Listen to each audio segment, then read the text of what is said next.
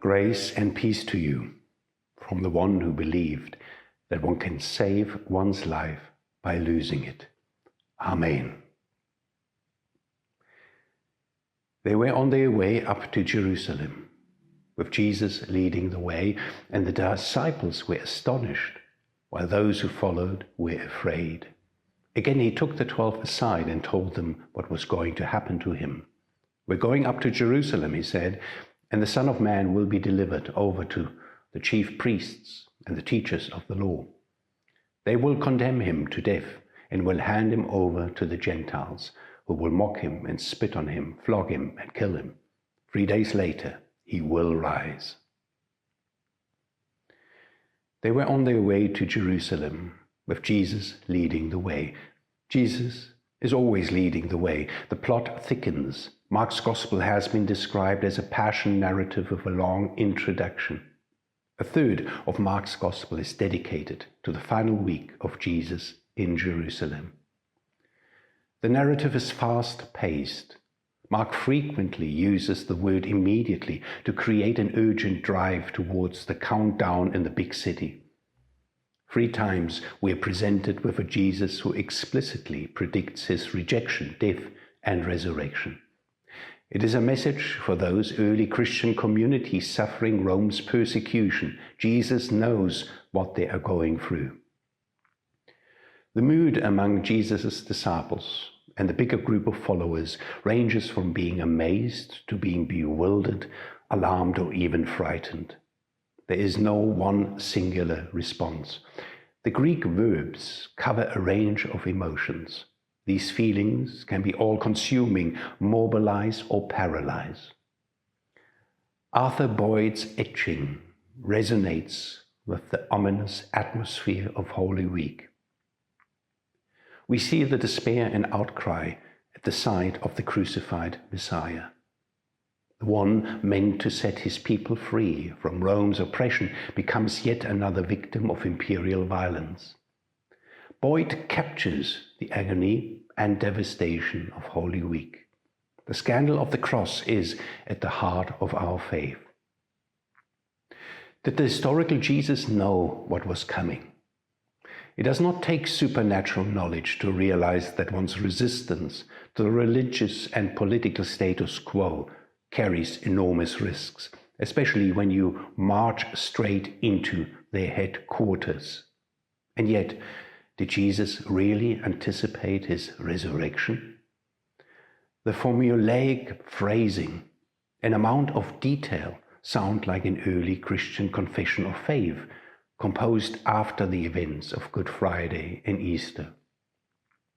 The Gospel writers intend to present us a Jesus who is not just the helpless victim of the chaos and madness of Holy Week. It is in hindsight that the early Christian community feels the need to portray Jesus as someone who has agency and choice. For if resurrection is God's yes to the way of Jesus, then there must have been purpose and meaning in the events of Holy Week.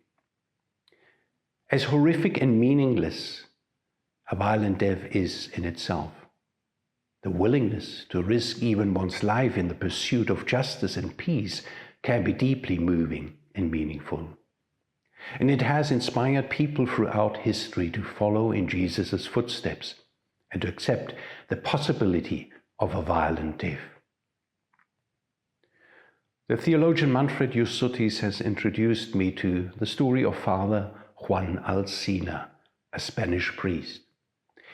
He was executed under Pinochet's dictatorship in Chile in 1973. He's one of those to be remembered, not just for his courage and integrity, but also for the way he reflected on what his choice to resist evil did to him.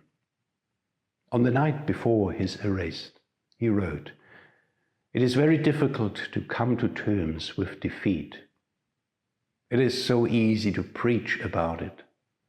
Defeat means giving up to have and beginning to be." What is Juan Alsina attempting to say here? He must be aware that Pinochet's henchmen are closing in on him. His arrest is imminent. He struggles with feelings of defeat and yet also notices how being close to death can be liberating in a strange way. It no longer matters what we have, what we can do, or what we know. All that matters now is who we are. But who are we without our possessions, our abilities, and our knowledge? Who are we when all of this is taken away from us?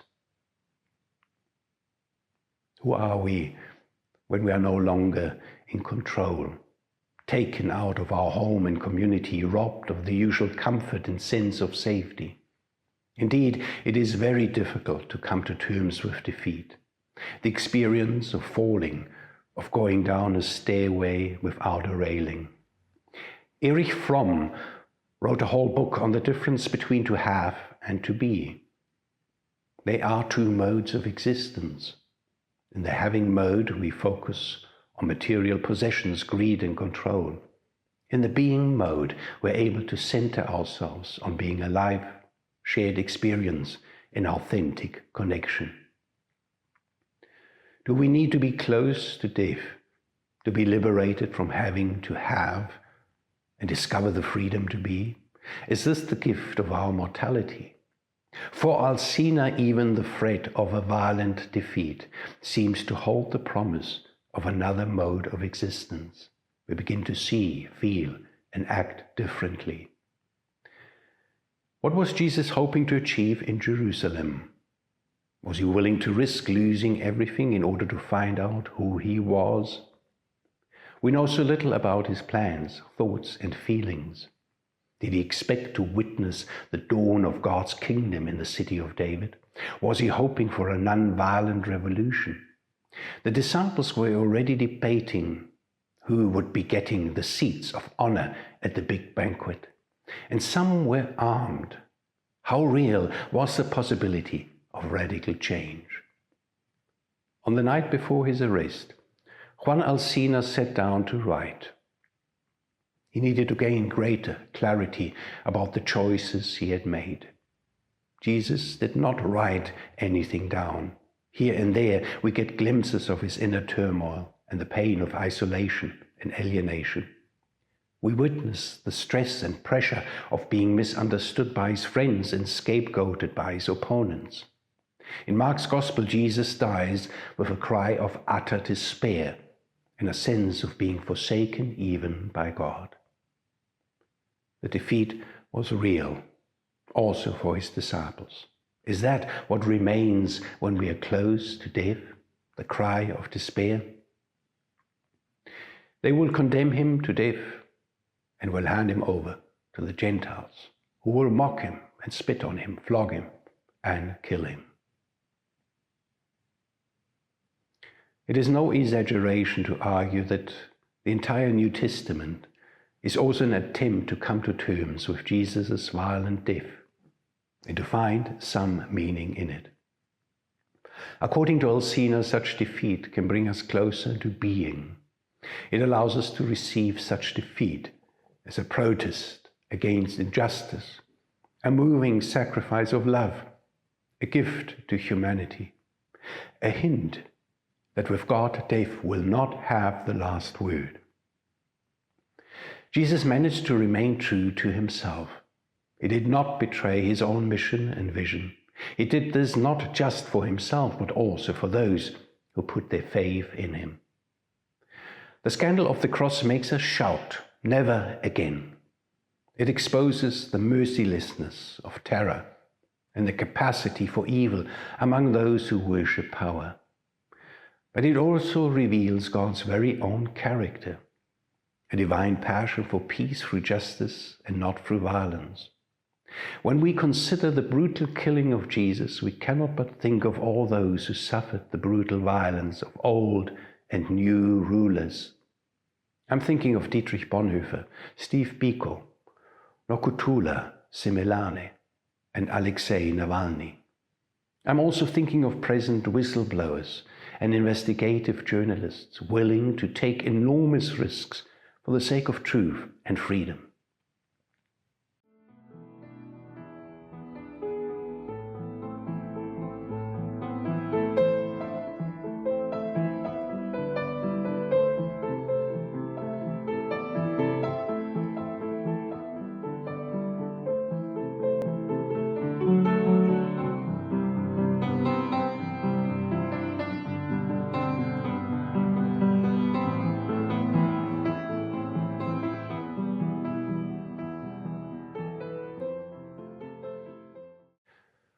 the night before his arrest, Juan Alsina is pained by the experience of being rendered speechless.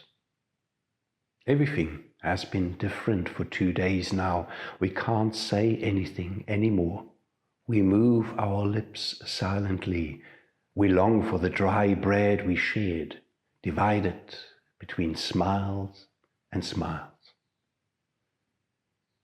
Alsina was working as the chaplain at the hospital San Juan de Dios and participated in the Catholic Worker Action Movement. He was among those detained when military units arrived at the hospital. At the hospital, he was badly beaten. Later that night, his body was found under a bridge with 10 bullet wounds in his back. How cheap life can be to those who simply follow orders and submit to the rule of terror. What those violent deaths reveal is how oppressive regimes keep resisting those who do not just dream or speak about change, but dare to live and embody it. On the night before his death, Juan Alsina writes, "The Word began to become flesh, and we cannot bear that. It is a scandal of the cross. We have never been able to bear it. We respect all worldviews as long as they do not dare to become flesh, reality. When they dare, they are turned into blood and mangled flesh." Yes, those in power might very well say, "We respect all worldviews." But the moment a worldview centered around a more just and peaceful society takes on flesh and blood, its supporters will be seen as a concrete threat to the establishment and status quo. They will be called rebels or terrorists. They become an official target, a voice to be silenced, a life to be destroyed, a body to be removed. Is this not what happened to Jesus? In him they encountered the Word from above, which had taken on flesh and blood. But they could not bear the vision of life that he dared to embody. Juan Alsina was accused of being a left-wing priest. The regime could not bear the vision of life he embodied with his care and solidarity. A special police force turned his vision into blood and mangled flesh. This is what happened to Jesus. They mocked him, spat on him, flogged him, and killed him. It is indeed what Alsina calls the scandal of the cross. If we are honest, we too would have to admit that we struggle to fully welcome and embrace the Word the moment it becomes flesh and blood, a concrete person or reality. It is so exciting to share beautiful ideas and believe in lofty ideals, but it becomes so hard and costly to still welcome them when they take on flesh and blood and challenge us to move into a different mode of existence, from having to being, from control to connection, from the it to the thou. No wonder Rome said no to the way of Jesus. But God said a yes to the way of Jesus, which proved to be even stronger than death. 3 days later, he will rise. Why does the message of Jesus' resurrection continue to resonate in our hearts? It helps us to hold on to the belief that justice may be delayed, but the day will come when the victims of history will be fully heard and seen. Yes, because he rose, they too will rise, and so will those who terrorize our world. They will be held accountable. If this life would be all we have, then the majority of this world's population would have to surrender to the fact that justice is but a big illusion. The hope of resurrection can help one to carry on even in despairing situations. It can energize those who are close to capitulating to the forces of evil. It can inspire some to risk their lives for the sake of their own integrity and the well-being of those suffering injustice. We are empowered to call out to the executioners and torturers of this world, "He is risen." Those members of the military who were present at Alcina's execution report that his final words to those who shot him were, "Please, do not put on the blindfold, but kill me facing forward, because I have nothing to hide. Kill me to my face, so that I can see you and forgive you." But all 10 bullet wounds were in his back. His executioners did not want to look at him. They did not see the need to be forgiven. Or was his message of resurrection too much to bear? Alcina's final words are inscribed in French on a memorial in his memory. At every communion service, when we remember Jesus' death and resurrection, we also remember those who followed in his footsteps. We remember them so that their gift to us will not be forgotten and lost. It is a remembering, a way of including them in our present life. It is a way of honoring their contribution to our lives. We make sure that our will for life and our commitment to freedom and justice and peace will not be broken. They call us into responsibility to make sure that their sacrifice of love was not in vain. Works of art are open to interpretation. To me, Arthur Boyd's 3 ghost-like creatures are the cloud of witnesses we evoke around the communion table. These witnesses encourage us to see defeat as a way of coming closer to being. They echo the cry of despair coming from Jesus. They encourage us to embody the word from above, making sure that beautiful visions do not stay dreams, but take on flesh and blood. They summon us to not be afraid to risk even our very lives for the sake of justice. They embolden us to trust the message of resurrection and shout, "He's risen, yes, and we too will rise, and truth will be spoken, and justice and peace will have the final word." And so, as you leave from here, may God bless you and keep you. May the encouragement of divine light shine upon you and bless you to be. Amen.